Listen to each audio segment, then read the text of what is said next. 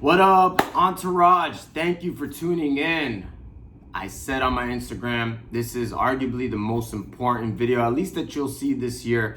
And here's why.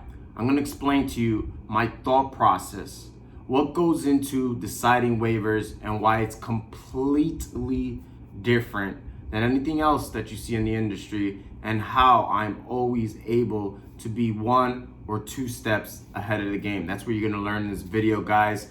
If you like what you're listening to, then please give me a like, give me a sub. Also, if you're interested in seeing a more in-depth waiver wire, I have in-season premium content available. It's only $10 a month. You could get the whole season. I'll hook you up for $20. Comment your name, how I can reach you, or just DM me on Instagram at the Fantasy Football Rapper. You can also follow me on Twitter, where I'm always breaking the latest news at IMFF Well, guys, the moment you've been waiting for, this week's waiver wire. Let's go. All right, so first, let me explain to you what goes into my thought process when it comes to waivers. First of all, I take waivers very seriously. I hate trades, and I feel like if you play the waivers right, you really don't need to trade, especially if you draft it right. If you go with the talent over everything method that I taught in my course, then you should have a stack roster at all times. So it's often difficult to drop a player for another player when you already have a stack roster. So I hold my waiver priorities. It depends on the league. Every league has different rules. Some play with FOB, some play with waiver priorities, some is a free-for-all. So everything is contingent on your league. But if you have a rotating waiver, meaning that if you can hold your waiver if you don't use it, then that's a completely different ball game. Because if you already have a good team, then you can use that to play prevent defense on another team instead of making them a great team. Or you can use it for the moments right. If one of your players goes down and you're one league winner away. So with that said, I always and only use my waiver priority if I'm trying to block somebody from a league winner or there's a league winner on waivers. And that's not every week. In fact, one could argue most weeks does not have a league winner. So it's very few times that I'm willing to use my waiver, especially if you use your waiver, then you go to the back of the line, depending on who else uses their waiver in your league. So that's why I really hold on to those things for dear life. Same thing with FOB. I don't spend money. And what you'll notice too, guys, oftentimes what you're using a waiver on, the very next day you could get comparable players. Yes, I'm one of those freaks that I'll wake up at like 4 in the morning so I don't have to use a waiver and scoop up what I call leftover waivers. And a lot of times it's comparable to what people are using their waivers on. So that's a little trick too. And you'll see. But there are a couple of players that are worth a waiver wire. This is week 1. Let's talk about who's not worth a waiver. Corey Davis, MVS, Peyton Barber, Malcolm Brown. A lot of these players, you're probably like, whoa, they use like my number 1 waiver. Because a lot of analysts are touting them. But no, guys, we've seen it before. These are professional NFL players. Even players who are not superstars can have big games. And they will have big games week in and week out. There will be marginal players who produce big. We cannot get caught up in what I call chasing points. And if you spend a waiver on MVS and then a lot of you guys are asking me, hey, should I drop Tyler Boyd for MVS? Just ridiculous stuff. No, because you do that and then Tyler Boyd goes off and then MVS has a clunker and then you're just like spinning your wheels. So with that said, let's get into who is worth a waiver. And remember what I said, potential league winners. Benny Snell is a potential league winner in that offense that features the running back as both a runner and a pass catcher. Last night, if you were watching, he looked the part. He looked better than the starter, James Conner, who gets injured every single year. So give me the lead back on a potent offense, on an offense that has a history of producing top tier running backs year in and year out. Give me that guy. Now, it's not a major injury by James Conner by any means. But again, we're in the beginning of the season, okay? Anybody you pick up on waivers is most likely not going to be your starter unless you just drafted horribly or you're just scared that your player is underperforming, you want to bench them. But the bench is primarily what I use my bench for, is to stash potential league winners, okay? And Benny Snell, if he continues to look as good as he did and Connor not look as good, then he can still garner flex appeal. They're going to have no reason not to play him, okay? Especially Connor's a free agent. They could let him go. So Benny Snell's my number one waiver, even if, it might not pay as big a dividends right off the bat. Because he has that league winning potential, he is worth using a number one waiver because, there's only a couple of, number one type waiver players, like league winners, that are going to be available throughout the year. And if there's any chance, you don't want to miss out on that. Number two, another potential league winner. Now, this one can offer a little bit more immediate flex appeal, as he did this week in week 1. I'm talking about Joshua Kelly. Kelly is another one who's in an offense that features the running back. Anthony Lynn, their head coach, was a former running back. If you notice, all the running backs that have gone through the Chargers lately since he's been the head coach have been fuego. Melvin Gordon, Austin Eckler, even Justin Jackson has shown moments. And Joshua Kelly, remember, they drafted him pretty early. I believe it was the 3rd round, okay? Very, very good all-purpose back. Not great at anything, but very good at everything.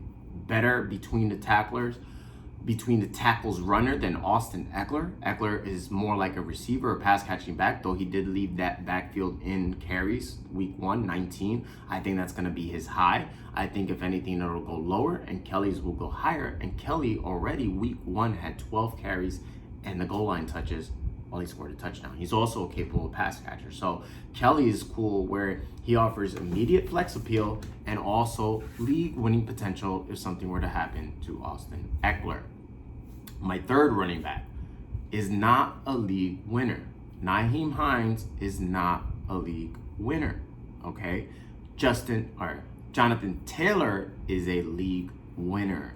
He will be the feature, okay? What you saw week 1 was Nyheim Hines' best game for the rest of the year. He is not going to score 2 touchdowns the rest of the year. I promise you that. We've seen big games from Nyheim Hines in the past. This was a product of circumstance. It's not every week he plays the Jacksonville Jaguars. Not every week Marlon Mack gets hurt. And I say that because, yes, next week, obviously, Mack's not playing, but they're going to be prepared to feature Jonathan Taylor as the main back. And Jonathan Taylor lit it up in the passing game himself. So it's not like, if Nyheim Hines was going to be the primary pass catcher, then I would say, yeah, I'd have him ranked a little higher, but he's not even. I mean, he's going to be in passing situations, and he's going to be a good scat back, a good 3rd down back. He'll have some flex appeal. He'll be like that Darren Sproles, Danny Woodhead for my football historians, but he is not a league winner. He is not going to give you consistent play week in and week out. And, if you don't want to spend a number 1 priority on Nyheim Hines, I got no problem with that. I'm not sure I would, depending on what my roster looks like. If you need immediate relief, you just got running back woes, which I feel sorry for you because it's week 1. You obviously haven't been paying attention to my content because that's one thing we don't lack at Entourage is running backs. But then, yeah, okay? Like, let's say you're waiver wire 5, but chances are people are going to pick him before. So in that case, just hold your waiver, move up the ranks. You'll thank me for it later. So that's my number 3. My number 4 is Paris Campbell. Okay, so Paris Campbell looked really good. Phillip Rivers is really bad, but Paris Campbell plays a slot, so he's not gonna be going out for very deep passes. And Paris Campbell is a tremendous athlete. he was getting open with ease, good route runner, the speed is there. He's the type of player that could take those small passes and make them into big chunk plays. And again, he is not going to be taking those deep routes. So he's going to be more consistent in that offense. And I believe he led the offense, or maybe he was tied with T.Y. Hilton in targets as well. So Paris Campbell, not a number one priority. I would not spend that on him, but he is definitely somebody you want to roster if he's available in your league. So I like Paris Campbell there at number 4. Now, there's 2 players that, by the way, I didn't mention Dallas Goedert or Anthony Miller. Both of them should be, added if they're available, but they were over 50%. So I try to do players that are owned in less than 50% of leagues, okay? So, yeah, I didn't include them. But here's the bonus. My 5th guy, okay? And I would probably put him ahead of Campbell. But this guy's not even on anybody's waiver ad. And it reminds me of last year, week 1, DJ Shark. I saw the game. I said, this guy has wide receiver 1 upside, what I saw. People disregarded him because, I don't know, maybe it was Jacksonville, maybe it was one game. He absolutely did nothing the year before. I feel like the fantasy community is just reactive. I'm all about being proactive. And I don't think this next player is going to, I don't think he has DJ Shark's upside of being a wide receiver 1, but he could be a wide receiver 1 for his team, and he could be a potential league winner. And in most leagues, because nobody's even talking about him, because he didn't have a big game, but he's a big time player, and I'm talking about Jalen Reagor. Do not be surprised if Jalen Reagor is your number 1 wide receiver or number 1 waiver priority next week. I do this every single year.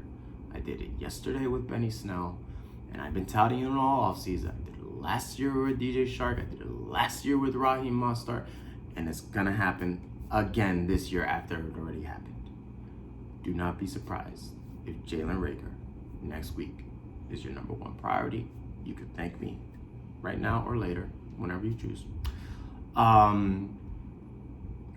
You probably don't even need to use a waiver on him. Now, this is the way I play. I don't take risk. Even if there's a chance I could pick up Jalen Reagor for free, he's that good.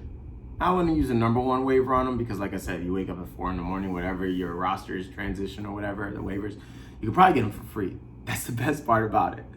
I would literally take Jalen Reagor over anybody I just mentioned. Even Benny Snell, because Benny Snell, it's like an injury that's gonna happen. Like James Conner's gonna get injured, but still, you're still banking on that. But Reagor's gonna be lit. So Benny Snell, Reagor, but yeah, to think, my number 1 waiver ad is a player that you don't even need to spend a waiver on. Guys, do you know the type of value I'm giving you right now? When I just told you this week's number 1 waiver last night, you better follow me on Instagram at Fantasy Football Rapper and on Twitter at IamFFRapper, or you're missing out. But do you know the advantage that you have when you could get the number 1 waiver without spending a number 1 waiver? That's exactly what I'm giving you here. So then next week, you already got the number 1 waiver on your bench, and you're holding that, and you keep holding that for the moment that I can't predict, when just an injury suddenly happens. Then boom, then it's game over. Okay, so I got more stuff to cover as far as like different waiver ads. There's another player that is kind of like a Jalen Reagor that I can't believe people are not talking about. That's rostered in less than 50% of the leagues. But if you want that player, I gave you one of my freebies, but we'll have to save the rest for the in-season premium content. If you're interested, like I said, you could do it $20 the whole season or $10 a month. It's up to you. Just give me a DM, comment, hey, rapper, I want in, whatever. But yeah, until next time.